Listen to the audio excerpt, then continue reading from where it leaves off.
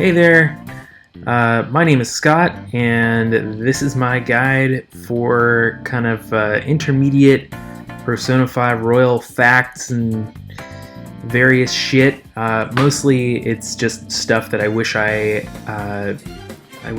had before playing. Oh, info I wish, yeah, motherfucker. All right. Anyway, yeah. So just information I wish I knew before I got started. So, in terms of an overview of everything we're going to cover here, just a quick background and motivation for this guide, talking about what are arcana real quick, talking about what to prioritize in terms of how you spend your time, tips for advancing your bonds with all your confidants, tips for advancing your social stats, tips for making some money, and then a little bit of bonus stuff. So in terms of the first thing, that'll be the background and motivation. So I guess a little bit about me.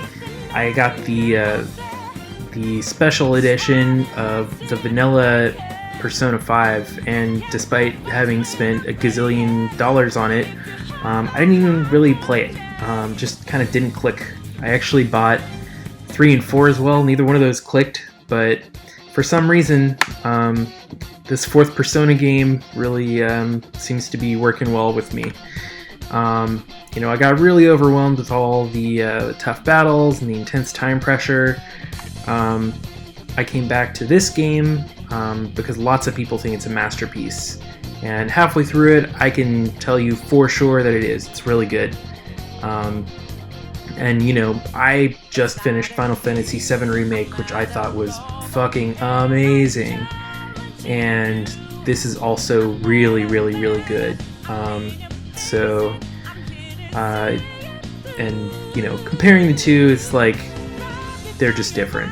They're both really good. Anyway, so just a thing to mention, I'm playing the game on safe mode, which is like super, super easy in terms of the battles. I found the whole social life part to be really difficult, and I quite honestly just didn't really want to deal with having the battles being absurdly difficult as well. I might come back and play it in New Game Plus or something on harder difficulty, but I am playing it on safe mode. I looked it up, and apparently you can still get all the trophies and stuff, so I'm might try to platinum it. I don't know. You don't really care. Anyway, also a disclaimer, I'm only in July. I haven't finished the game yet, but this is stuff that I wish I knew. I hope you still stay tuned. I have a buddy who I'm trying to get to play this game. He and his girlfriend are big gamers, and I want to make sure that they enjoy it. So that's the main reason I'm making this guide. But also I feel like if I'm gonna do the work of figuring it out, I might as well share it with everybody I can. So YouTube, yay, right? Anyway, so let's launch into this. Oh yeah. Right, okay, cool. I just talked about that. But yeah, also, one thing I found that's kind of weird about this game is that the guides are either like, make sure you do something with every piece of your time, or they're like, unlike the last game, you don't have to talk to Akechi on this date, it's actually this other date, I feel like a lot of the guides are really geared towards in-game stuff, or they're geared towards like, oh, you've never played a Persona game before, or like you are not really sure what anything is, so this is for like if maybe you've watched something from IGN or Polygon or some shit like that, giving you the real basics. So this is like intermediate stuff. But anyway, so one thing that I was a little confused about was what arcana are. Like every persona has an arcana associated with it, You know, like Arsene, you know, is the fool, and Ryuji's persona, what is it, Captain Morgan or something? I don't know. Is Chariot, you know? So, like, those are just examples. Every persona has an arcana, and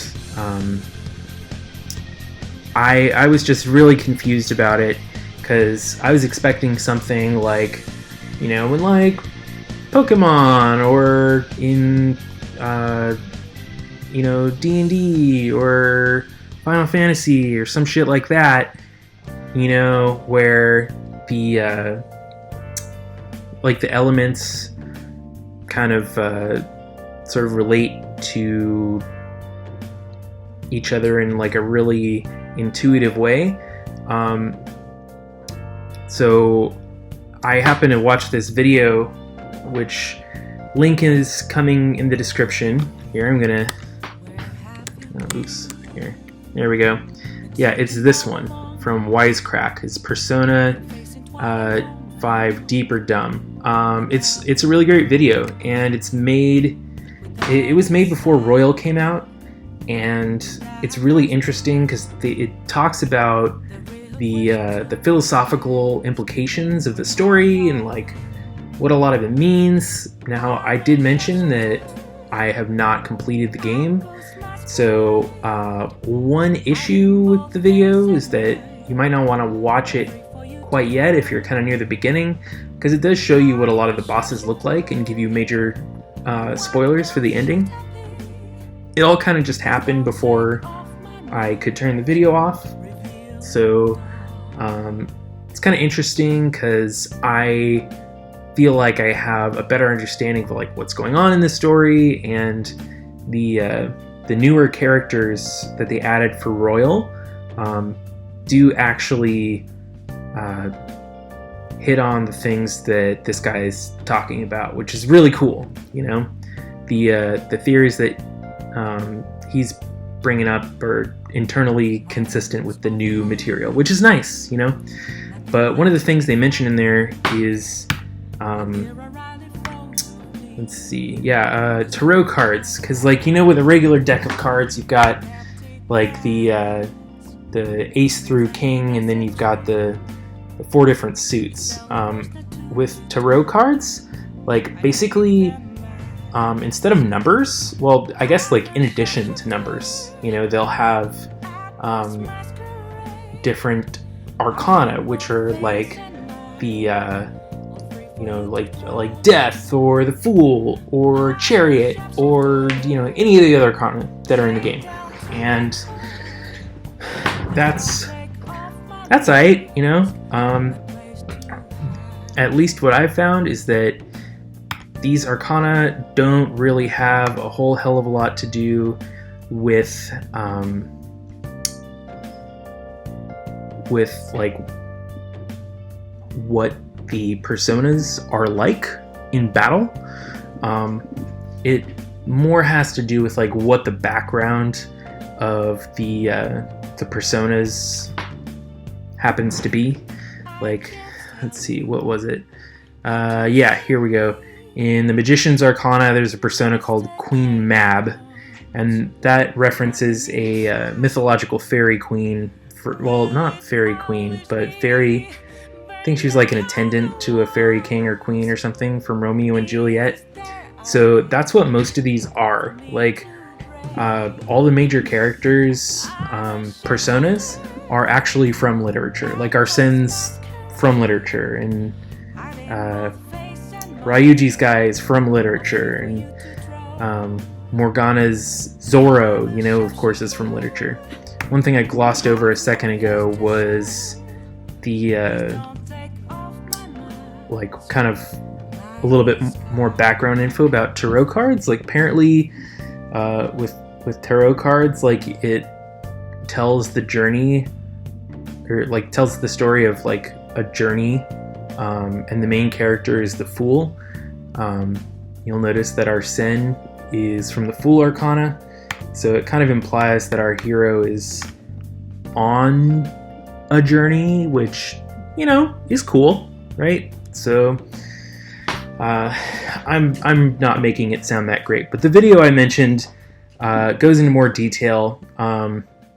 But yeah, it's really great. So check it out when you get the chance. But you know, so the other thing about combining personas that I always thought was a little strange, like in like the other Persona games that I tried to play and what have you, is that the personas, like the resulting personas from combining two other personas,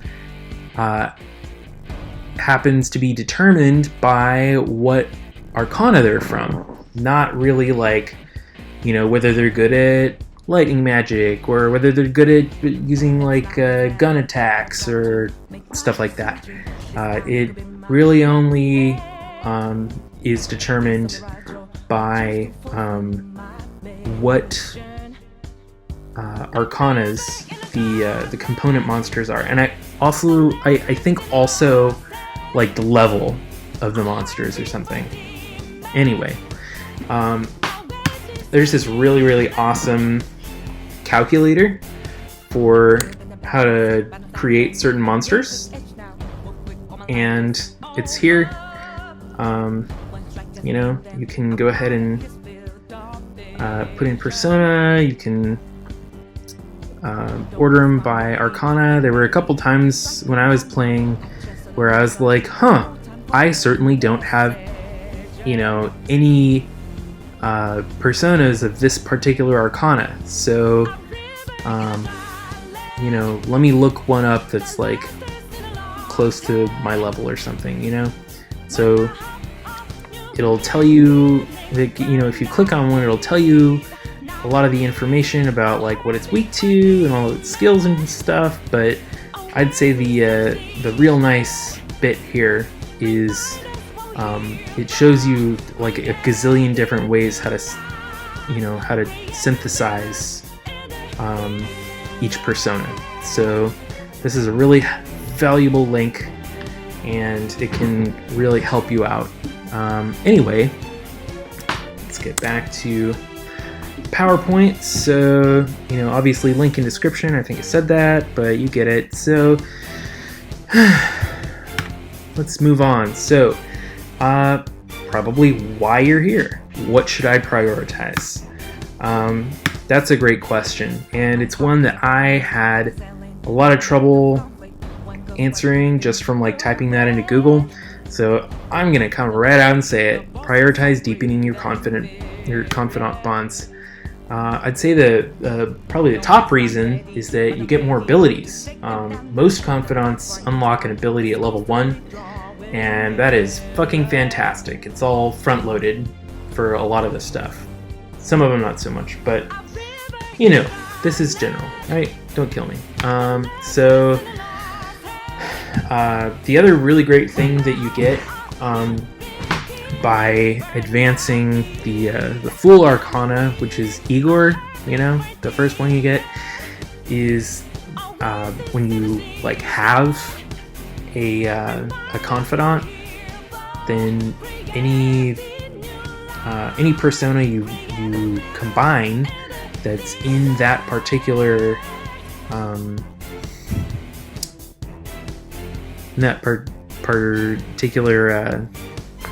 shit, having a real Biden moment here. Yeah, in that particular arcana, it'll have like boosted experience, and you know, I had an arcana that was like level 7 or something, and it, like, when I combined a persona in that arcana, I got like, I think 3 or 4 extra levels on it. So it's a really powerful ability. So anyway, my point is, you know, deepening confidant bonds is really great. So I think that's the top thing to prioritize. So additionally, you get to enjoy the story for that particular confidant, and I feel like that's where a really big strength of this game is. You know, so it's worth doing. Anyway, completing dungeons and mementos requests should be your second priority. So let's say it gets down to the day where you can finally go and break into somebody's memory palace, right? Mind palace? Whatever. Anyway, their palace, right? The main dungeons of the game. I found that a lot of times on that day there will be somebody available whose bond you can strengthen, and you know you have days and days, like usually like 14 possible days at least to complete one of those dungeons, and that is plenty of time. So I would say if you've got some other thing going on with one of your confidants where you can deepen your bond, do that first and then go do the dungeon, because a lot of time, you know, the dungeon's going to be there every day, you know, but a lot of these confidants are only available like once or twice a week, so it's really worth your time to do those first, and plus you'll be stronger for the dungeon, so like that's great. Anyway, one piece of advice I saw in a video was to try and complete every dungeon in 2 days. And yeah, you should totally do that. Like, I think with the second dungeon, you have to do it in 3 days, but at least in the first and third dungeon, you can do it in 2 days. Because the first day, you secure your infiltration route. The second day, you take down the boss. That's how all of these dungeons are going to go. You have 1 day where basically you do the main dungeon, and then you come back the second day prepared and ready to rip the boss a new asshole. So anyway, mementos, you know, you don't have that available in the beginning of the game. I'm pretty sure you unlock it after the first palace.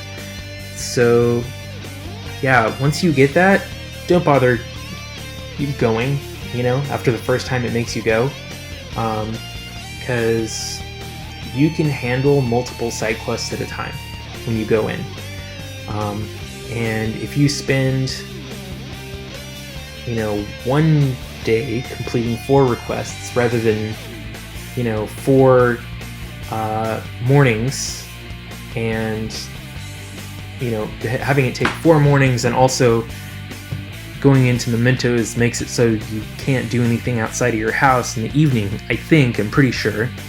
You know, that's going to save you a whole lot of time. And when you have more time, you can deepen your bonds, and your characters are going to be stronger, and you can see more of the story.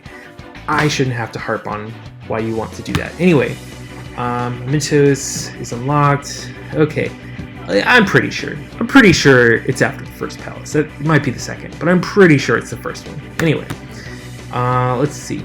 No, yeah, it is the first one, because that's how you get the second palace. Anyway, yeah, so the other thing about mementos is the enemies are recycled from previous palaces, right?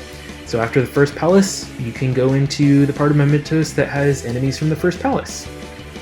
Pretty simple. So, enemies are pretty easy.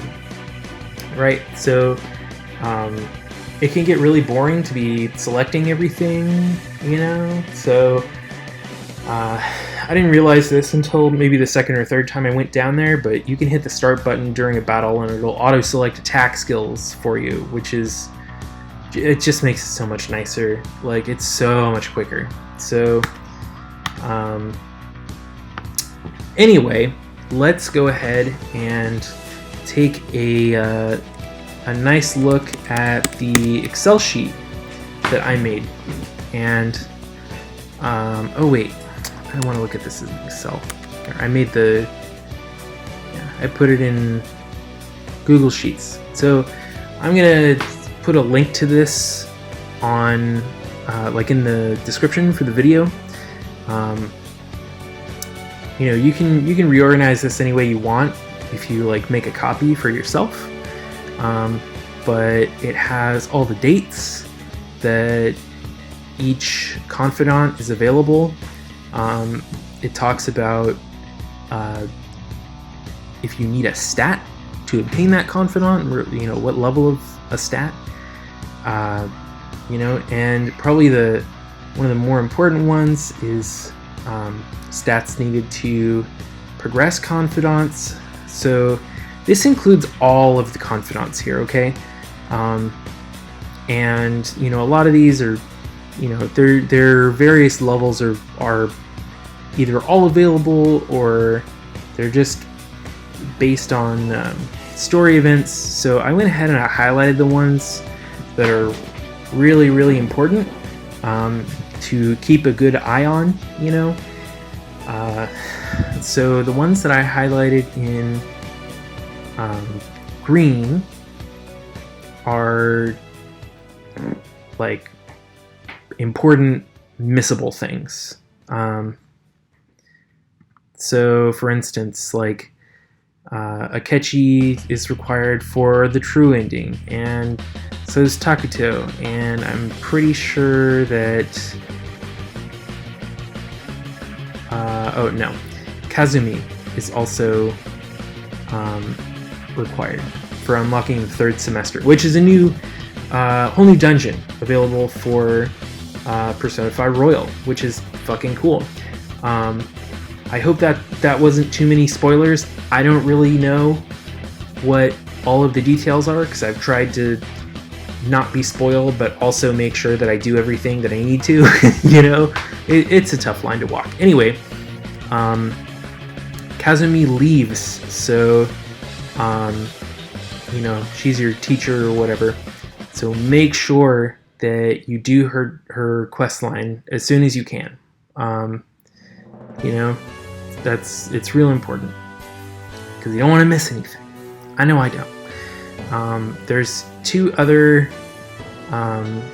personas on here that I think would be considered high priority, right? So that'll be Chihaya, the fortune teller. You get her, you know, around where I am in the story, and basically if you level her up, she gives you all kinds of really awesome boosts to earning experience, wait, I don't know if she does experience. Okay, I'm gonna roll back on experience, but what she will give you boosts on is stat points in your social stats, and she'll also give you a boost for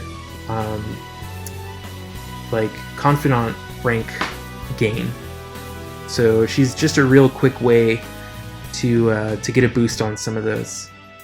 So like for instance, I know where is he? Yeah, so Jiro, you know, he, oh Jesus, 5 kindness. Anyway, yeah, he requires a lot more of a bond, you know, than a lot of the other characters. And I think that's because you get bond with him when you make coffee, and so they expect you to make coffee several times. But anyway, you know, some of these people have like a steeper experience curve than the other ones. So, you know, this list just has the ones that have stats needed to progress or are important. Like Ryuji, you know, he doesn't need any stats. He's just a cool guy. He likes you for you. However, he's important because he has, at level 7, he's got an insta-kill skill, which allows you to like straight up just like run people down in mementos. Like you don't even have to fight the bad guys. You just run them over. It's fucking great. Anyway, wait. What am I looking at? Oh, Excel. I don't want Excel. Wait, I don't want QuickTime. PowerPoint. There we go. All right. Yeah. And right. So let's talk about confidant bonds. So I'm sure you've seen the tip somewhere of you should have a persona of the arcana that you want to advance equipped when you talk to the person. Here's the cool thing. if you see a text message from that person and you think you might want to go hang out with them,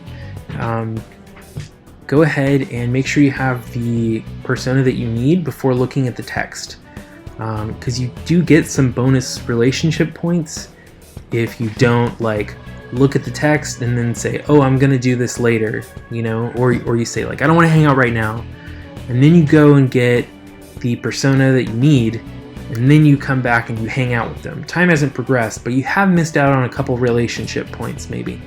You know, I think it's probably not a lot. It's probably like 1 or 2. But if you're trying to min-max the fuck out of this game, then do it. Go crazy. So yeah, lots of advancements are gated, and let's talk about the ways they're gated. By dates, that's a huge one. You know, a lot of the ones that didn't appear on the second list are straight up just dated or date gated. You know, like Morgana, your cat friend. Morgana's bond will advance no matter what you do. Okay, fine. You could lose the game and his bond wouldn't advance. Like, fucking don't be pedantic, you asshole. Anyway, you know, but my point is that relationship will advance whether you like choose to hang out with him at all. You know, it's just going to be by what date it is. The other thing is by stat requirements. Remember all those lovely stats I had in that Excel sheet for you. Go back and rejoice because you didn't have to do it yourself. Anyway, there's also a lot of later advancements, usually at like level 7 to 9-ish, that are gated by a side quest, which you have to do in Mementos. And usually there's all kinds of other junk that's kind of required with it. So I would say, you know, just look at that guide that I gave you and try and, you know, when there's like an important stat barrier, you know, take a look. Also, at the guide that I was looking at, you know, and consulting for most of this one by like Samurai Gamer, I'll show it to you in a minute. It tells you about all that stuff. So I'm going to show you that, but it is nice to have it all in one place. Anyway, so tips for advancing confidant bonds, use a guide, you know. Here we go. Yeah, here's the Samurai Gamer call out. Yeah. Oh, I fucked this up. Of course I did. Alright. Hold on. Alright. Where are we? Alright. Yeah, so check it out. When you... Wait, is this not the guide? Oh, Jesus. Justice Confidant Guide? There we go. Okay. Yeah, so I'm gonna include the link to one of these in there. Here, hold on. Let me do one that has a,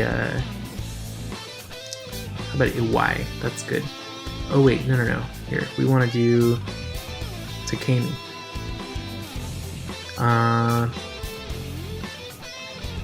Yeah, so check this dialogue guide out. It tells you what to do. Now, these pluses are talking about the little music notes that appear above Confidant's head when you talk to him. The more music notes, the better. Now, this refers to the number of notes. 2, 3. Now, make sure that you have a persona of a matching arcana equipped, because these numbers are based on having that boost. And you know, if you think about this choice right here, you would be getting 1 music note, but with this you're getting 2. That's doubling it, you know. Like, that's great. So here, There's a couple in there where I put 7.5. It's like this. So it's not like an actual level, but it is like an event scene with the character. And, you know, for her, you need rank 4 charm. Okay, so anyway, yeah, so like this unlocks the Mementos mission, Bad Medicine, right? So, you know, quest 8 is locked behind, interaction number 8 is locked behind Bad Medicine. Anyway, that Samurai Gamer guide is totally great. Anyway, so let's see here. Oh yeah, Fortune Confidant. Wowie, she's fantastic. Let's actually go take a look at her, because I literally have it right here. It's dumb to just try and guess like I did a few minutes ago. Where did she go? Wow, am I fucking stupid? Here it is. Okay. Alright. Yeah, so... yeah, Royal. Here we go. So she's got luck reading, increase the growth of a social stat. So that's cool. Like, let's say you're grinding for guts. Do that, go eat a burger, you're good, you know? Oh yeah, increases money. Deepens your bond with a confidant of your choice.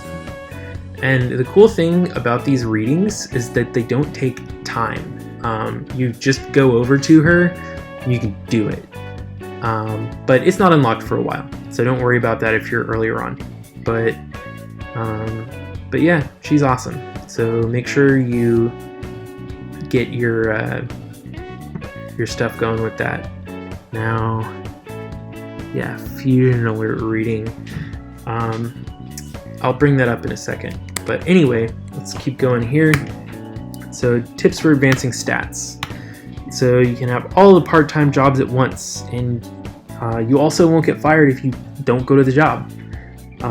It puts it on your calendar in the game, and that kind of intimidated me, because I was like, oh man, like, if I don't go to this job, like, I'm gonna get fired and blah blah blah. No, this is video game land. It's fucking great. You don't get fired. Like, and you can also take several jobs. So take all the jobs, because they all increase the stat, and it's fantastic. And I think some of them open up confidants, so you definitely want to take a look at those. Anyway, remember to hit activities that don't take up a time slot. My favorites are giving your plant nutrients, and you can't do that very often. So also look into like the different types of nutrients. If you go to the underground shopping area, you can get medium nutrients for your plants, and those are pretty great. And you can't get the good nutrients until you have the shopping area that you have to pay to go to, or the second one you have to pay to go to. Anyway, you can buy a stat boosting drink on Saturday. Or Sunday. Yeah, sorry, Sunday. Basically, when it's Sunday and you have control of your character, the first thing you should always do is go to the what's it called? It's like the underground station or underground tunnel or something. It's like, you know, just go get the drink, because you'll get some stat points, and that's always good.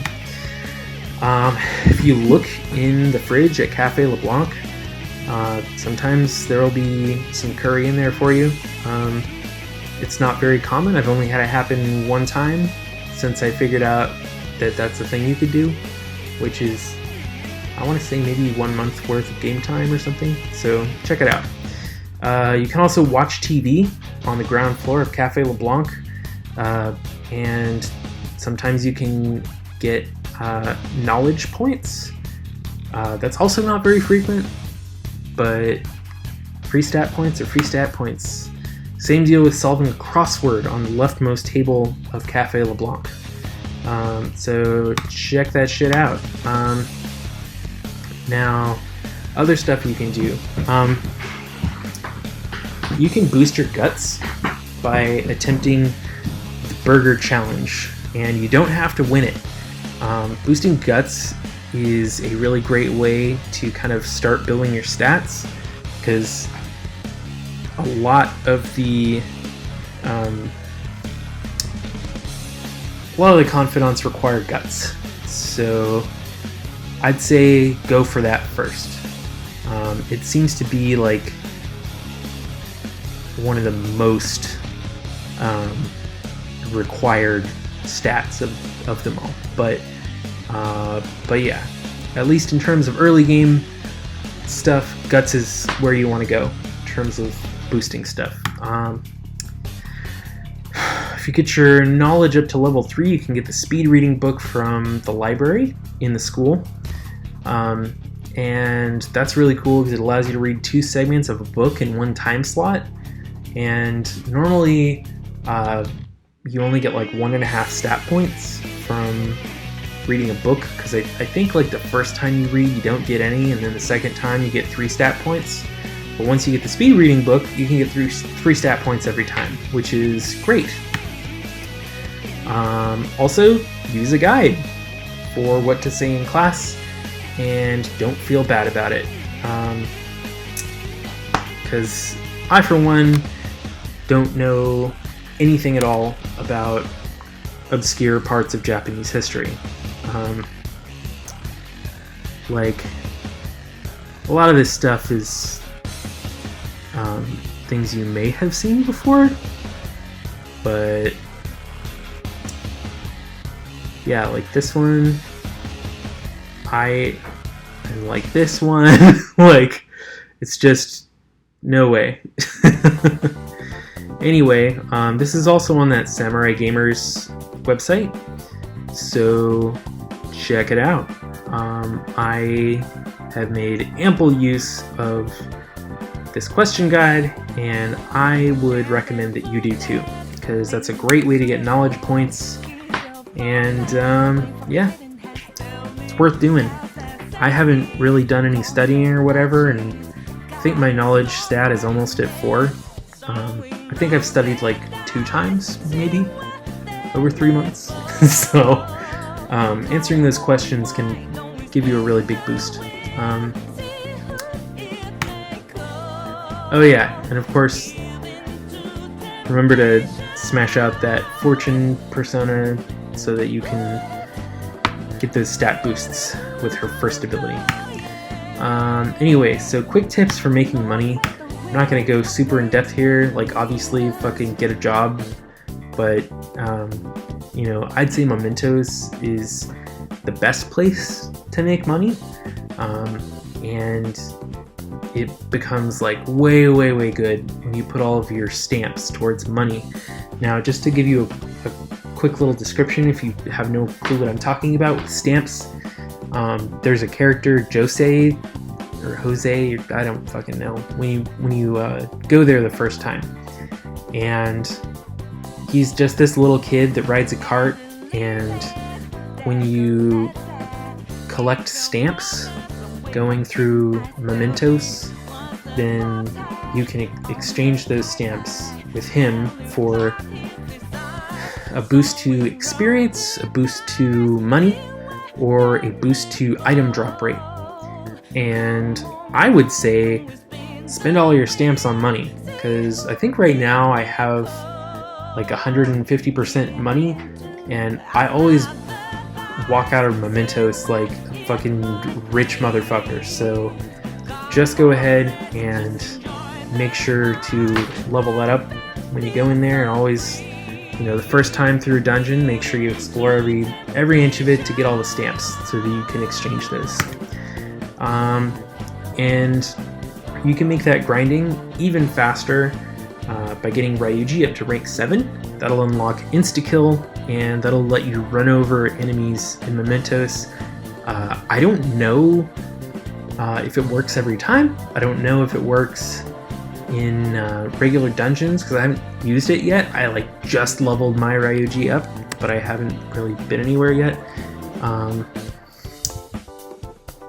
It's gonna look... Wait, there was something I was gonna look up and show you. maybe not. I don't know. Who cares? Anyway. Oh, yeah, I was going to mention. Okay, yeah. So there is a way to make that money grind even more fruitful, and it has to do with Chihaya. Just look up a video about how to do this. I've like seen at least 3 or so of them just on YouTube. I haven't like watched them. But yeah, this fusion alarm ability from Chihaya. Yeah, something about it combined with Ryuji's insta-kill makes earning money like a complete breeze. So definitely check that out if money is a thing that you are concerned about. Because I can tell you, having good gear in this game really makes a pretty big difference. So anyway, here, this is where I want to be. All right, and then I'm just gonna wrap up with a couple bonus tips. So relax and have a good time. I know that may be hard for you, like it is for me, but here's the good thing. You're not going to miss anything if you keep these deadlines in mind. If you manage to just make sure you're making the right choices on tests and you prioritize the confidants that you need to prioritize, it doesn't have to be stressful. Like, real talk, you're going to be playing this game for probably over 100 hours. Like, you're going to start remembering a lot of this shit. So it's not going to be that bad. I mean, I'm only a third of the way into the game, and I think that my file is at like 70 hours-ish. Like, it's a long game, and you're going to get used to it. So don't get intimidated. Enjoy the story beats. Like, I know there's been times in this game where I've been like, wow, shut the fuck up, I just want to like fight something, or something like that. Like, just chill, man. Like, just watch it. Just enjoy the show. Make proper use of auto advance so you don't have to sit there and tap the button every time when you want to hear dialogue. It's great. And then I'd say once maybe you're like 10 hours in or something, which, fun fact, is like just barely getting into the story. Like, check this really great video out. So this is basically Persona 5. It's a little cartoon, and it made me laugh my ass off. It was really funny, so I'm going to include a link to that too. So yeah, that's it. Thanks for watching this, and I really hope that you enjoy Persona 5 Royal like I am, which is a whole hell of a lot. Alright, goodbye.